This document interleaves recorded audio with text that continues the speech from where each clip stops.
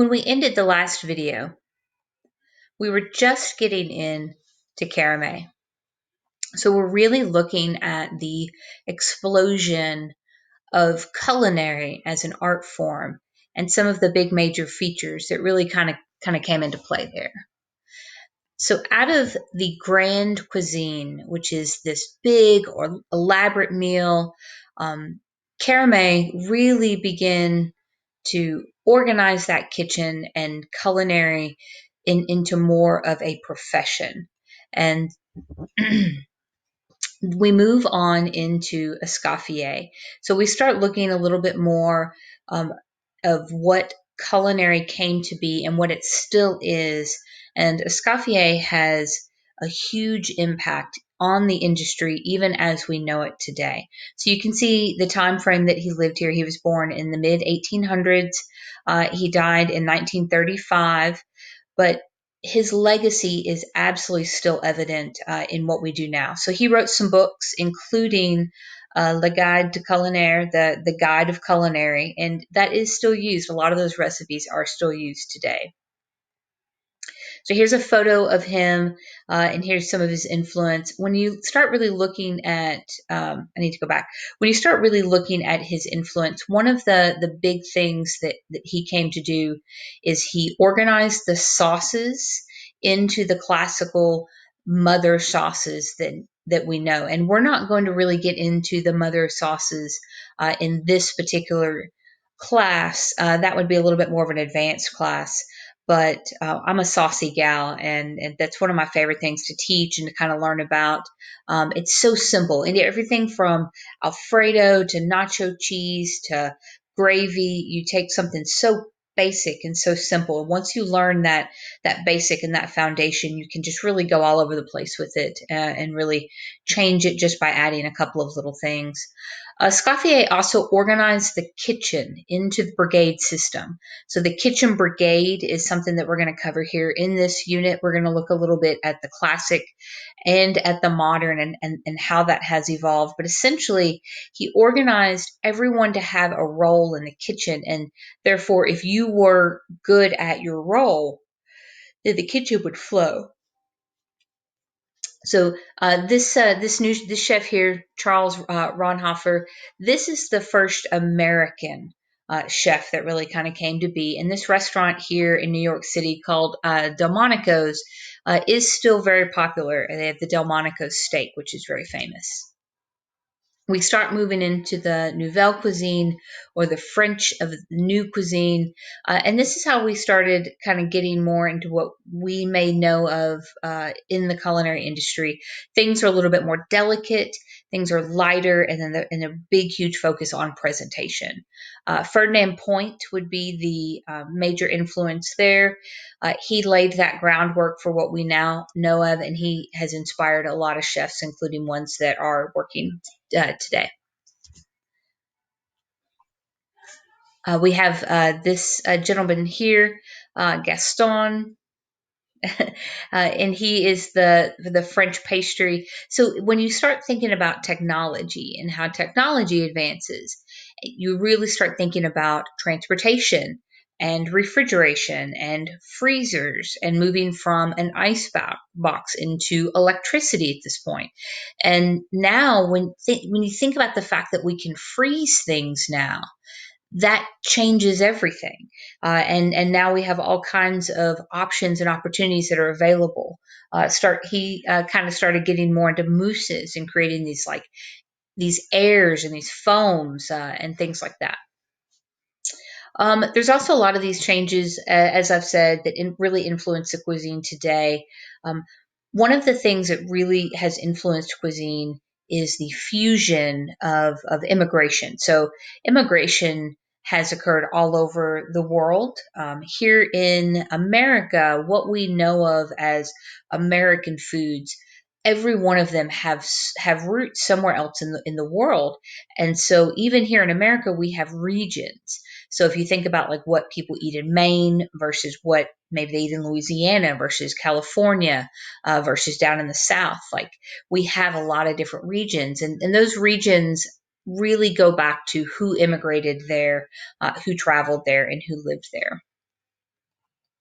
So California, or the New American Cuisine, this is a focus on locally grown, simple preparation, natural flavors. Alice Waters is a really famous chef. She's written some really good books. She's really interesting, looking at that, the kind of the farm to table and the organic and growing your own food, and being part of that growing food movement.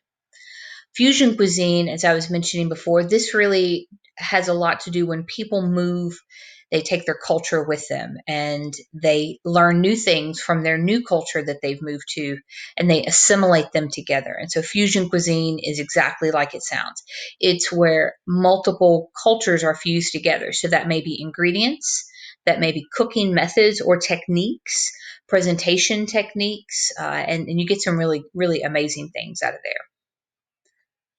The farm to table movement, this is where a lot of chefs really look locally to try to source food like locally. So instead of buying vegetables or fruits that are out of season and they're not at peak freshness and flavor, or they're just not that great, or they've been shipped all over the place, they look to go to things that are fresh and at their best peak quality, to serve. The modernist cuisine, this one is really come to really come to light in the last couple of years. This is a super heavy on chemistry and physics and food preparation. So this is very contemporary. It is modernist cuisine or molecular gastronomy. So this is essentially where food has been reinvented using ingredients and machinery, taking a liquid and solidifying it into a sphere, turning things into powders. So this could be kind of crazy. I've not experienced a lot of this, even in my travels. It's it's kind of like way out there as far as the food goes, but it's really cool. So this gentleman here, he's known as the Salvador Dali of the kitchen. He's a Spanish chef, but he's trained in the French style. So again, you have this fusion, and he's really credited for advancing this culinary science movement. And so a meal within this modernist cuisine would be like small tasting plates, maybe even lots and lots of courses. A course might even just be like one bite of something that you put in your mouth and it just bursts on your tongue, like, whoa, that's olives or something crazy. And essentially, it just uses equipment, ingredients, in food and manufactures it. So here's a picture here of an example of that. So on the right, he's taken like olives and turned them into like a liquid, and then held them into like a sphere, and then you get it on the plate, and then you just put that in your mouth and it just kind of bursts in your mouth, and you're like, oh, it's liquid, but it's olives. And it's solid, but it's not. So just really interesting. So looking at, some of these new technologies. I've already mentioned this, as we begin to look at the timeline of food and culinary. The more we learn, the more that is invented, the more we can expand and grow where the culinary industry is. And so that's really important to you all looking into careers and looking into futures here in the hospitality industry. So where could it go? Where does your interest lie? As I just said, you know, that deep chemistry knowledge. Like if you never really would have thought of combining food and chemistry quite to that level, but it's become very popular, and it's really growing. So that's an opportunity and option for you. There's a lot of new foods that are available. Food is sourced globally. You At one time you were only able to really access like what you could grow or what was local, but now you can do things from all over the world. There's hybrids and there's genetic modification has both some positives and some negatives. I'm not really going to go off on a tangent on that. It can be okay. It can just be crossing some vegetables. We have tomatoes and strawberries and corn that's edible to us today because of genetic modification, but it can go a little crazy too. So it's kind of a whole different topic, but there's opportunities in that as well. as we look in the future of the food service industry, we are constantly reminded that it serves a lot of people.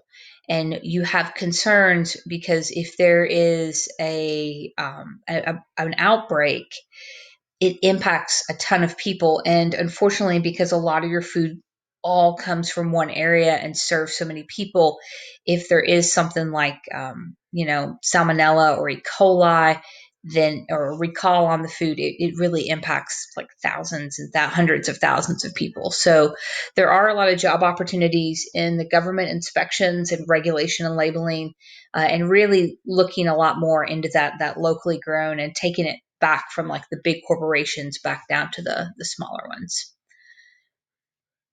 So when you think about, see, I'm going to stop it there.